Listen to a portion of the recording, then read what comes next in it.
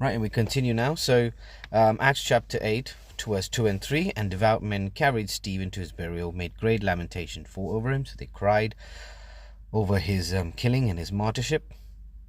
As for Saul, he made havoc of the church, entering into house and hailing men and women, committing them to prison. So we see that same sort of persecution, right? Going into people's houses, dragging them out, putting them in prison, or even killing them.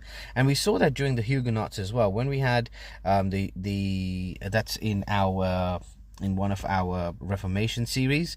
I think it's maybe chapter part 3, maybe, I'm not sure.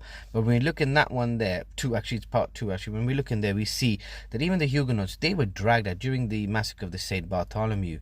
They were dragged out of their houses, tortured and killed in cold blood out on the streets, and literally again taken out from their houses. So we see that same sort of conviction, brothers and sisters. But this made a big effect on Saul, as Ellen White writes in Acts of the Apostles 112 paragraph 2. Saul had taken a prominent part in the trial and conviction of Stephen, and the striking evidence of God's presence with the martyr had led Saul to doubt the righteousness of the cause he had espoused against the followers of Jesus.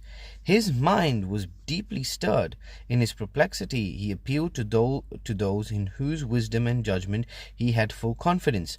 The arguments of the priests and the rulers finally convicted him that Stephen was a blasphemer, that Christ, whom the martyred disciple had preached, was an impostor, and those ministering in his holy office must be right. So this is where, again, I was saying to you from the previous time when we had this conversation, I truly believe that Saul was misdirected in his convictions at this point. So when he was stirred with okay, did I do the right thing? And he went to the priests and to the Sanhedrin, who he believed to know the truth and have the truth. They direct him down the wrong path, okay? Because they didn't believe in the first place, right? So they directed him down the wrong path. And I think that caused Saul to be in more anguish against the followers of Jesus. Not without severe trial did Saul come to this conclusion.